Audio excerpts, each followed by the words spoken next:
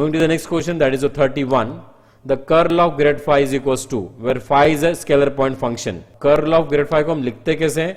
Vector differential operator के notation में ये हो जाएगा del cross it is del phi, और इसे हम कैलकुलेट करेंगे by using it is what determinant, ये हो जाएगा आई जे के यहाँ पे. देन डेल के कंपोनेंट क्या हो जाएंगे? Del by del x, del by del Y, and this is what del by del Z. और डेल फाई के कंपोनेंट कैसे आ जाएंगे? ये हो जाएगा del phi by del x, del phi by del Y और del phi by del Z. Because phi मेरा स्केलर क्वांटिटी है तो हम वेक्टर डिफरेंशियल ऑपरेटर के साथ उसको मल्टीप्लाई कर सकते हैं. अब चलिए इसको कैलकुलेट करते हैं, कितना आता है देखते हैं आंसर. इसको क्रॉस मल्टीप्लाई किया तो हो जाएगा del square phi by it is del y del z minus this is del square phi by it is del z del y. ये मेरी पहली क्वांटिटी आ गई. देन माइनस जे.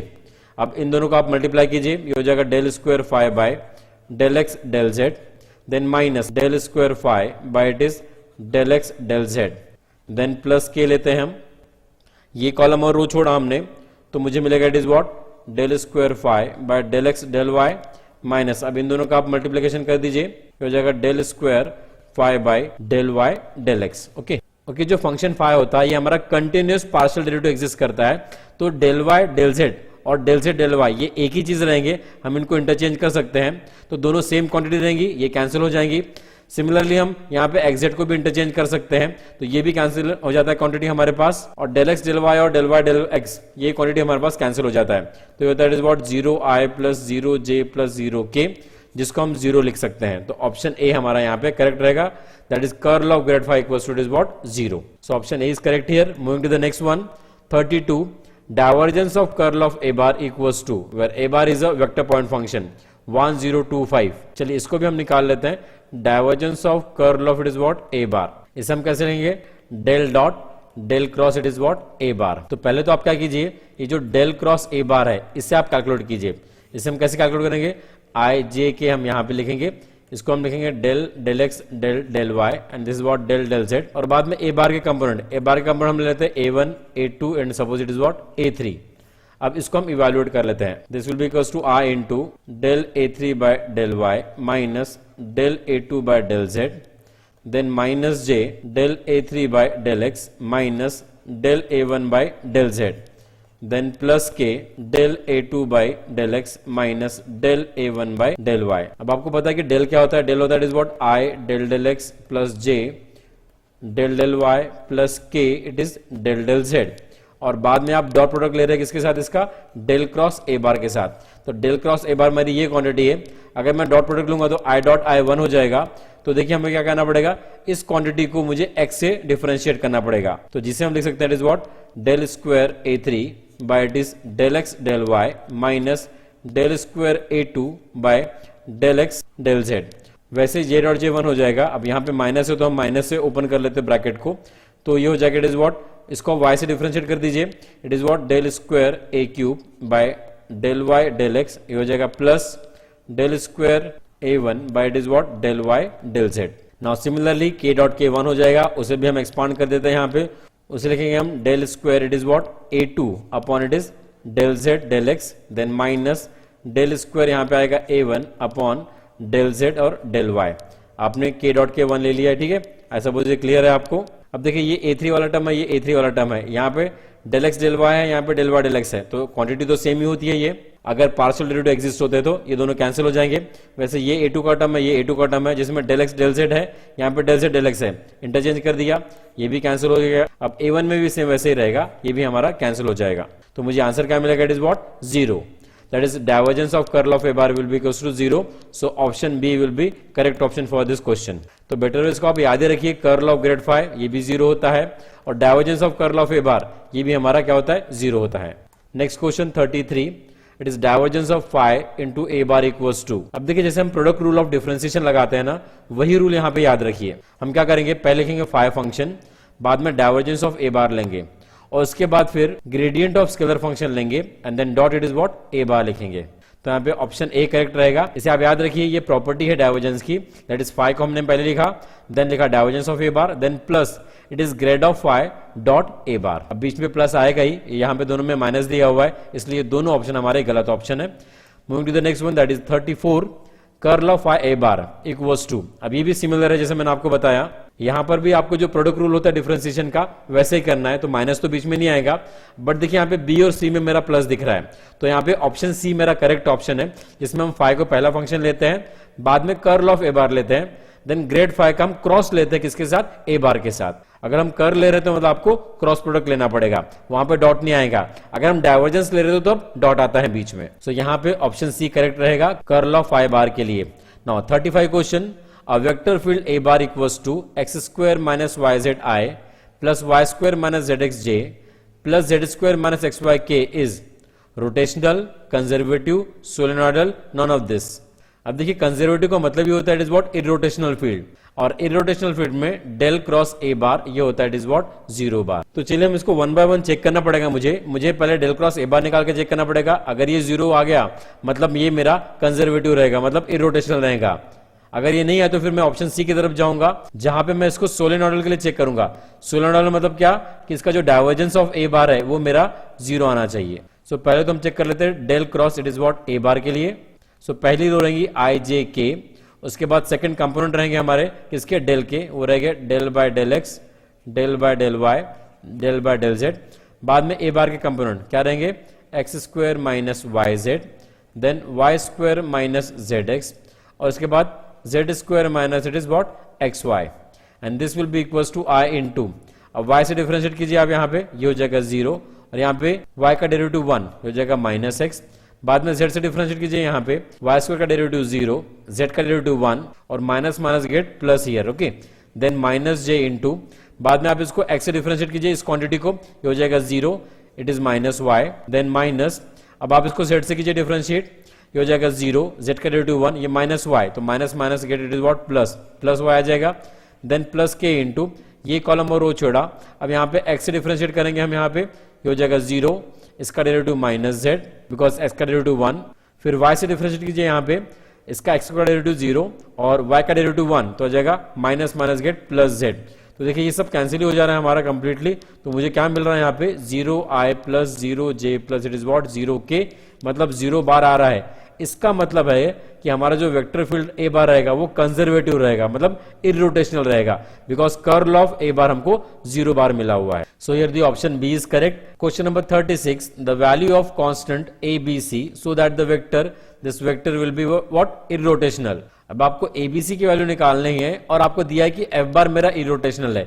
इरोटेशनल दिया है मतलब क्या दिया है आपको, del cross f bar equals to it is what 0 bar, ये आपको दिया हुआ है। डेल क्रॉस एफ बार आप कैसे निकालेंगे, आप लिखेंगे यहाँ पे it is what I J और के, उसके बाद component of it is what del लेंगे हम, डेल के कंपोनेंट क्या है, it is what del del x del del Y, और उसके बाद it is what del del Z. I J K component लेंगे, यहाँ पे आएगा it is what X plus 2y plus A Z, फिर B X minus 3y minus Z, और इसके बाद के component it is what 4x plus c y plus it is what 2z। इसको हम इक्वेट करेंगे 0 बार से।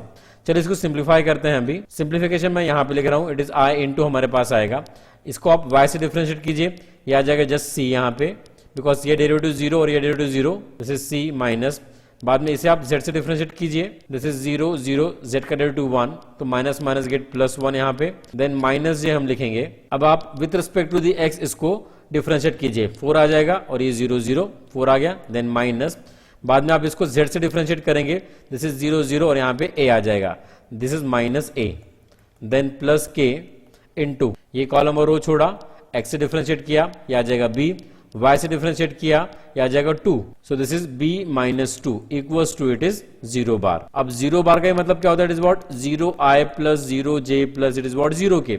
अब हम क्या करेंगे, LHS और RHS के जो कोएफिशिएंट्स है उसको इक्वेट कर देंगे, तो हम बोल सकते हैं कि जो c+1 है वो हो जाएगा 0, 4 माइनस a मेरा हो जाएगा 0, एंड वैसे ही b माइनस 2 भी मेरा क्या हो जाएगा, इट इज व्हाट 0। और अगर आपने माइनस को अंदर ले लिया तो इसको हम ऐसा भी लिख सकते हैं, it is what a minus 4 equals to it is what 0।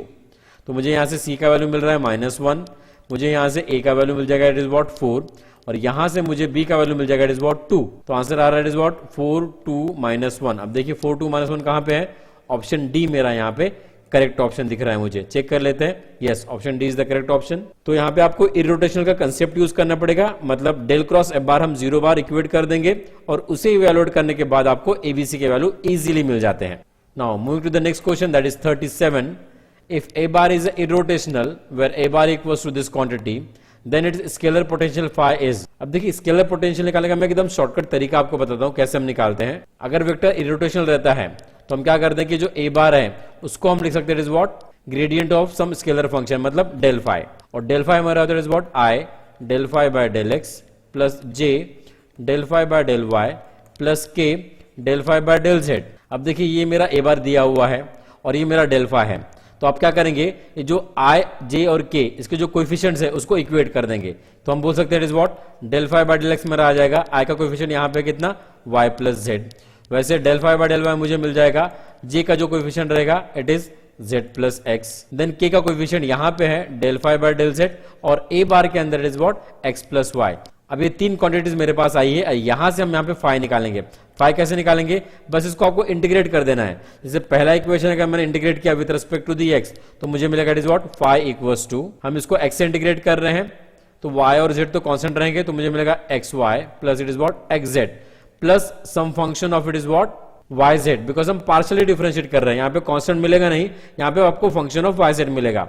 Similarly अगर मैंने इसको वाई से डिफरेंशिएट किया तो क्या मिलेगा मुझे y z plus it is x y, because z और एक्स कांस्टेंट है, और यहाँ पे मुझे मिलेगा function of it is x z, because हमने यहाँ पे y से डिफरेंशिएट किया है पार्शियली। उसके बाद हम यहाँ पे z से डिफरेंशिएट करते हैं पार्शियली, मुझे मिलेगा it is what x y plus it is y z, z से किया हुआ तो मुझे मिलेगा function of it is x y here. अब देखिए ये मेरा वैल्यू ऑफ फाई है, अब तीन वैल्यू फाई में से आपको एक चुनना पड़ेगा। अब एक कैसे आप चुनेंगे, यहाँ पे पहले तो ये दो टर्म आप लिख लीजिए, कौन से x y plus it is what x z, ये तो रहना ही है। अब उसके बाद देखिए आपको फंक्शन ऑफ वाई जेड ढूंढना है, तो फंक्शन ऑफ वाई जेड देखिए यहाँ पे क्या है इट इज वाई और जेड, उसको आप यहाँ पे लिख देंगे। उसके बाद देखिए एक्स वाई मेरे पास रिपीट हो रहा है तो इसको लिखने की जरूरत नहीं है, एक्स वाई फिर से यहाँ पे रिपीट हो रहा है तो इसको भी लिखने की जरूरत नहीं है, और वाई जेड को देख लीजिए वाई जेड ऑलरेडी हमने लिखा हुआ है तो उससे भी लिखने की जरूरत नहीं है। मतलब आपको ऐसे फंक्शन चूज करने फाई में कि जो रिपीट नहीं होते हैं इन तीनों फंक्शन के अंदर, मतलब ये तीनों का आपको यूज करना पड़ेगा। उसके बाद आपको फाई फंक्शन मतलब स्केलर पोटेंशियल आपको निकालना होगा, तो यहाँ पे x y plus x z plus y z, तो कौन सा आंसर है यहाँ पे this option C x y plus y z plus z x. Moving to the next question 38, if phi equals to x square y plus x z cube be the scalar potential for the conservative vector field f bar, then the work done in moving an object in this field from 1 minus 2 1 to 3 1 4 is। अब यहां पे आपको scalar potential दिया हुआ है और work done निकालना है, तो हम क्या करेंगे पहले ये पॉइंट पुटअप करेंगे 3 1 4 और उसका सब्ट्रैक्शन बाद में लेंगे 1 minus 2 1 पॉइंट पुटअप करके यहाँ पे, मतलब हम कैलकुलेट करेंगे 5 at 3 1 4 माइनस 5 at 1 minus 2 1, और ये मेरा होता है it is what work done. तो फाई आपको दिया हुआ है, वैल्यू पुटअप करते हैं यहाँ पे, देखिए हम x का वैल्यू 3, y का वैल्यू 1 और z का वैल्यू 4, तो यहाँ पे आपने 3 पुटअप किया तो 3 स्क्वायर मतलब 9, 9 इंटू 1 दैट इज 9। उसके बाद z क्यूब मतलब इट इज व्हाट 4 का cube 64 into it is what 3, और 64 इंटू 3 होता है इट इज व्हाट 192। 192 में आप 9 ऐड कर देंगे मुझे मिलेगा 201, तो 201 माइनस नाउ 5 at 1 minus 2 1 हम निकालेंगे, तो x का वैल्यू 1 पुटअप किया तो 1 स्क्वायर इज 1, y का -2 तो हो जाएगा -2 यहाँ पे, x का वैल्यू 1 और z का वैल्यू 1 क्यूब तो जगह इज व्हाट 1, तो +1 आ जाएगा, मतलब ये -1, तो आपने यहाँ पे -1 लिखना है and that is equals to और वर्क डन। तो वर्क डन हमारा कितना आ रहा है इट इज 201 + 1 मतलब 202, सो 202 मतलब ऑप्शन ए हमारा यहाँ पे करेक्ट ऑप्शन रहेगा। तो आई सपोज क्लियर हो आपको वर्क डन हम कैसे निकालते हैं। फंक्शन आपको दिया रहेगा और 2 पॉइंट्स दिए रहेंगे, तो आपको पहले सेकंड पॉइंट पुटअप करना है और बाद में आपको फर्स्ट पॉइंट पुटअप करना है और दोनों का सब्ट्रैक्शन लेना है। Yes, moving to the next question 39, if f bar equals to sine of a sin theta i plus a cos theta into 1 plus cos of a sin theta j and dr by d theta is given as minus a sin theta i plus a cos theta j, then the value of integration over a closed curve C f bar dot dr from theta equals to 0 to theta equals to 2 pi is। अभी 4 options आपको दिए pi 2 pi i square pi i and is what pi a square. तो यहाँ पे आपको क्या करना है लाइन इंटीग्रल को इवैल्यूएट करना है। लाइन इंटीग्रल को हम सर्कुलेशन भी कहते हैं और इसे हम वर्क डन भी कहते हैं, ये टर्मिनोलॉजी आप याद रखिए। अब देखिए आपको इवैल्यूएट क्या करना है उसे हम लिख लेते हैं, यहाँ पे इवैल्यूएट करना है integration over a close curve c f bar dot d r, ये मुझे इवैल्यूएट करना है और मुझे दिया क्या है it is what f bar और d r by d theta, तो मुझे इसका यूज करना पड़ेगा। तो हम क्या करते हैं इस क्वांटिटी को ऐसे लिखते हैं integration over close curve c f bar dot dr by d theta into हम लिखते हैं it is what d theta, because इन दोनों का हम डॉट प्रोडक्ट ले सकते हैं बिकॉज ये हमको दिए हुए हैं, और बाद में हम उसको थीटा से इंटीग्रेट कर देंगे, और थीटा के आपको लिमिट दिए हैं क्या 0 से 2 पाई, तो हम यहाँ पे इंटीग्रेशन 0 से 2 पाई लिख देते हैं, और ये जो क्वांटिटी हमारी F bar dot d r by d theta इनका हम डॉट प्रोडक्ट ले लेते हैं पहले, और उसके बाद थीटा से इंटीग्रेट कर लेंगे। तो मैं यहाँ पे कंसिडर करता हूँ separately it is what f bar dot it is what d r by d theta. So हमें एफ बार और d r by d theta दिया हुआ है, तो आई डॉट आई 1 होता है, तो मैं इन दोनों का मल्टीप्लीकेशन कर लूंगा, तो मुझे मिलेगा क्या बताइए, minus A sine theta into sine of a sine theta, ये मेरा पहला टर्म आ जाएगा। अब हमें पता है कि जे डॉट जे ये 1 होता है, तो हम इनके कोएफिशिएंट का मल्टीप्लीकेशन कर लेते हैं, तो ए कॉस थीटा और ए कॉस थीटा ये हो जाएगा a square cos square theta. Okay, अब उसके बाद देखिए ये मल्टीप्लीकेशन में आ जाएगा it is as it is 1 plus cos of a sine theta, तो ये मेरा हो गया डॉट प्रोडक्ट। अब इसको थोड़ा सिंप्लीफाई करते हैं, ये ब्रैकेट में ओपन करता हूं, देखिए तो मुझे मिलेगा it is what a sine theta into it is what sine of a sine theta, और यहां पे अगर ब्रैकेट ओपन किया तो मुझे मिलेगा a square cos square theta plus a square it is cos square theta into cos of it is a sine theta. ठीक है, अब यहाँ पे थोड़ा सा ऑब्जर्व कीजिए, इसको हम इंटीग्रेट कर सकते हैं क्या directly with in the limit 0 से 2 पाई, तो इस टर्म को हम डायरेक्टली नहीं कर सकते इंटीग्रेशन, तो हम क्या करने वाले देखिए, मैं ये जो फर्स्ट टर्म और ये जो थर्ड टर्म है इन दोनों को कलेक्ट करता हूं और उसे मैं डिफरेंशियल कोएफिशिएंट के फॉर्म में लिखता हूं। कैसे लिखूंगा चलो देखते हैं।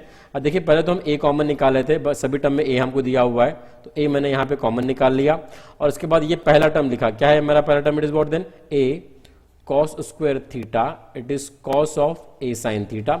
उसके बाद ये नेगेटिव साइन वाला टर्म हमने लिख दिया, it is what minus sign theta into sine of it is what a sine theta. Okay, ये हमने यहाँ पे सेकंड टर्म लिख दिया। अब देखिए आपको ये टर्म बचा हुआ है, इसको भी हम लिख देते हैं, इसको हम लिख देते हैं what A square it is cos square theta, और यहाँ कर्ली ब्रैकेट हम बंद कर देते हैं बिकॉज हमने ए कंप्लीटली कॉमन निकाला हुआ है। अब कॉस स्क्वायर थीटा को जब भी हम इंटीग्रेशन करते हैं तो उसको लिखते हैं 1 प्लस कॉस 2 थीटा बाय 2, तो उसे हम यहाँ पे सिंप्लीफाई कर देंगे। और अब आप देखिए यहाँ पे ये जो फर्स्ट 2 टर्म है इसको हम रिड्यूस करते हैं, कैसे रिड्यूस करते हैं देखिए, इसे हम लिखते हैं d by d theta of it is cos theta into sine of a sine theta. इसे हम चेक भी कर सकते हैं, यहाँ पे आपको प्रोडक्ट रूल ऑफ डिफरेंशिएशन लगाना पड़ेगा। तो सपोज हमने यहाँ पे cos थीटा पहला फंक्शन लिया, तो यहाँ पे देखिए cos स्क्वायर थीटा है, तो सपोज मेरे यहाँ पे cos थीटा आ गया। बाद में सेकंड फंक्शन का हम डिफरेंशिएशन करेंगे with respect to the theta, तो साइन का डेरिवेटिव cos हो जाएगा, cos of a sine theta, और बाद में ए साइन थीटा का डेरिवेटिव, ए तो कांस्टेंट है वो एज इट इज यहाँ पे आ जाएगा। बाद में साइन थीटा का डेरिवेटिव हमने लिखा इज व्हाट cos थीटा, और cos थीटा ऑलरेडी मेरे पास था इसलिए हो जाएगा cos स्क्वायर थीटा।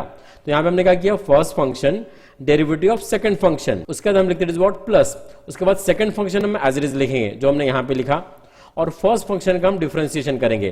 तो cos थीटा का डेरिवेटिव होता है is what minus sine theta, जो हमने यहाँ पे लिखा हुआ है। तो आई सपोज आपको समझ गया किस तरह से हमने यहाँ पे product rule of differentiation apply किया हुआ है, first function derivative of second and plus second function derivative of first. तो इस दोनों क्वांटिटी को हमने इस फॉर्म में रिड्यूस कर दिया हुआ है। और साथ ही साथ हम यहाँ पे देखिए cos स्क्वायर थीटा को लिख देते हैं 1 प्लस cos 2 थीटा बाय 2।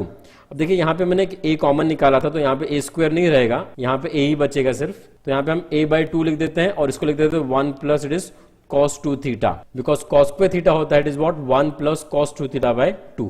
अब ये जो हमने निकाला, ये हमने निकाला है dot product of F bar and D r by d theta. अब हम इसे इंटीग्रेट कर देंगे विद इन द लिमिट 0 से 2 pi to get the required answer, that is integration over close curve c f bar dot d r. तो इसको हम कैसे लिखते हैं, integration over the 0 to 2 pi of this quantity. अब ये क्वांटिटी मैं एज इट इज लिख देता हूं, तो ए मेरा कांस्टेंट है, इसको बाहर लिख दिया, और यह आ जाएगा इनटू डी थीटा यहाँ पे। तो चलिए यहाँ पे इसको इंटीग्रेट करते हैं, यहाँ पे ये ए एज इट इज, देखिए इंटीग्रेशन और डेरिवेटिव एक दूसरे के अपोजिट होते हैं, और यहाँ पे हम थीटा से इंटीग्रेट कर रहे हैं, तो ये डी डी थीटा और इंटीग्रेशन कैंसिल हो जाएंगे, मुझे सिर्फ ये वाला जो क्वांटिटी ये मिलेगा यहाँ पे, that is cos theta sine of a sine theta, और उसको हम इंटीग्रेट कर देंगे, मुझे मिलेगा it is what cos theta into it is what sin of a sin theta after integration, और लिमिट्स हम लगा देंगे 0 से इट इज व्हाट 2 पाई।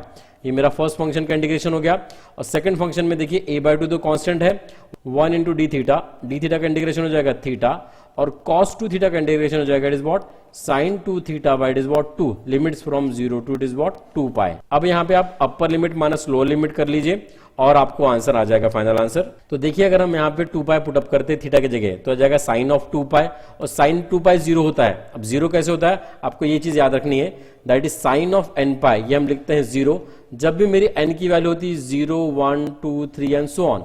मतलब मैंने अगर 0 पुटअप किया तो साइन 0 0 होता है, अगर मैंने 1 पुटअप किया तो साइन पाई वो भी 0 होता है, 2 पुटअप किया तो साइन 2 पाई वो भी 0 होता है, साइन 3 पाई भी 0 होता है, तो ये आप याद रखिए। वैसे ही कॉस के लिए भी है, कॉस ऑफ n पाई ये होता है -1 to the power n, where n is equal to it is what 0 1 2 3 and it is what so on। अब देखिए अगर मैंने 0 पुटअप किया तो cos 0 होता है -1 to the power 0 मतलब +1। अगर मैंने 1 पुटअप किया तो cos of pi that is -1 to the power 1 that will be the -1। अगर मैंने 2 पुटअप किया तो cos 2 पाई हो जाएगा -1 to the power 2 that is +1। इसका मतलब जब cos का ऑड एंगल रहता है तो मुझे -1 मिलता है, और cos का अगर इवन एंगल आता है विद पाई तब मुझे +1 मिलता है। इसे आप याद रखिए, इसका यूज हम यहाँ पे करते हैं। तो चलिए हम यहाँ पे 2 पाई पहले पुटअप करते हैं, तो साइन 2 पाई मेरा 0 हो जाएगा, तो ये कंप्लीट ब्रैकेट 0 हो जाएगा। फिर हम कैलकुलेट कर सकते हैं साइन 0, और साइन 0 क्या हो जाता है, इट इज व्हाट 0। तो कंप्लीट हमारा जो अपर लिमिट है वो हमारा 0 हो जाएगा, जिसे हम यहाँ पे लिखते हैं ए मेरा कंप्लीटली बाहर है, upper limit is 0।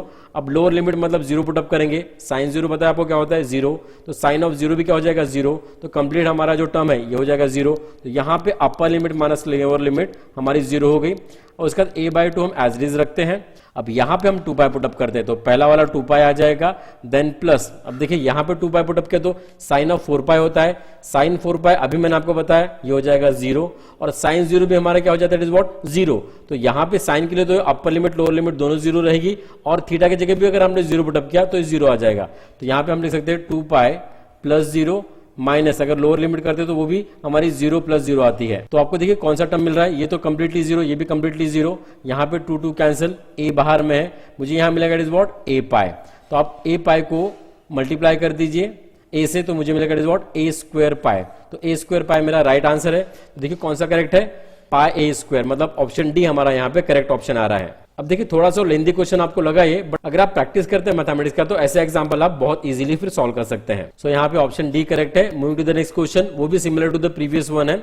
If a bar dot dr/d theta it is given as 4 + 8 cos 2 theta plus 8 sin 2 theta, then what is the value of the integration over a closed curve C a bar dot dr from the limit theta equals to 0 to theta equals to 2 pi is। Answer दिया है आपको 8 pi 2 pi pi and it is what 4 pi।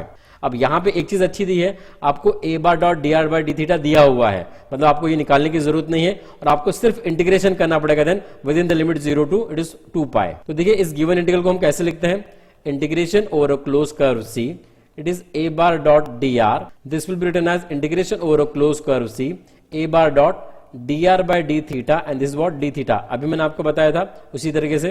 अब ये जो quantity आपको दी हुई है इसको हम यहाँ पे सब्स्टिट्यूट कर देंगे, और आप लिमिट ले लेंगे कहां से, 0 से 2 पाई। तो इसको हम लिखते हैं integration 0 to 2 pi a bar dot dr/d theta into it is what d theta। तो चलिए हम यहाँ पे सब्स्टिट्यूट करते हैं। The quantity a bar dot dr/d theta वो हमें दिया हुआ है, it is 4 + 8 cos 2 theta plus 8 sin 2 theta, this is d theta. So integrate कर लेते हैं हम यहाँ पे, 4 तो मेरा कांस्टेंट है, d थीटा का इंटीग्रेशन हो जाएगा theta with in the limit 0 to 2 पाई, हम उसको इंटीग्रेट कर लेंगे, देन प्लस 8 कांस्टेंट है, cos 2 थीटा का integration it is sin 2 theta bye 2, limits from 0 to 2 पाई हम डाल सकते हैं यहाँ पे, 8 फिर से मेरा कांस्टेंट है, और sin 2 थीटा का इंटीग्रेशन हो जाएगा it is what minus cos 2 theta by it is what 2, limits रहेंगे 0 से इट इज व्हाट 2 पाई। अब आप इसको इवैल्यूएट कर लीजिए, अपर लिमिट हमने यहाँ पे पुटअप किया तो हो जाएगा it is what 2 pi, lower limit is what 0, first term हो गया हमारा, देन 8/2 होता है 4। अब यहाँ पे आप 2 पाई पुटअप कीजिए थीटा के जगह, तो साइन ऑफ 4 पाई आता है, तो साइन 4 पाई मेरा हो जाएगा 0, देन यहाँ पे 0 पुटअप कीजिए तो साइन 0 भी क्या होता है, इट इज व्हाट 0, तो ये तो टर्म 0 हो जाएगा कंप्लीटली। अब 8/2 मतलब again 4, it is what -4 because minus यहाँ पे है। अब यहाँ पे आप थीटा की जगह 2 पाई पुटअप कीजिए तो cos ऑफ 4 पाई आएगा, cos ऑफ 4 पाई माइनस, अब 0 पुटअप कीजिए, cos 0 क्या होता है, इट इज व्हाट 1, और cos 4 पाई कितना होता है, मैंने अभी आपको बताया cos ऑफ इवन एंगल हमारा होता है 1 एंड cos 0 इज ऑल्सो 1, तो ये हो जाएगा 1 - 1, मतलब ये भी 0, तो ये भी कैंसिल हो गया, ये भी कैंसिल हो गया। अब बचा क्या, बस ये क्वांटिटी, मतलब 4 × 2 पाई, और 4 × 2 पाई मतलब क्या होता है, इट इज व्हाट 8 पाई। तो 8 पाई मेरा फाइनल आंसर रहेगा, मतलब ऑप्शन ए यहाँ पे करेक्ट है। बट आपको ऑप्शन में ऑप्शन डी दिया हुआ है, but it is incorrect because हमने अभी इवैल्यूएट किया तो हमारा आंसर 8 पाई आया हुआ है। तो इसे आप नोट कर लीजिए, और अगर आपको कोई भी दिक्कत आती है इन 40 एग्जांपल्स में तो मुझे कमेंट बॉक्स में आप लिख के जरूर बताइए, उसे सॉल्व करने की मैं पूरी कोशिश करूंगा। सो एट लास्ट ऐसे thank you so much for watching the video. हंसते रहिए, मुस्कुराते रहिए, और मैथमेटिक्स का नॉलेज एनहांस करते रहिए मैथमेटिक्स गणित संग्रह के साथ। Thank you so much to all of you.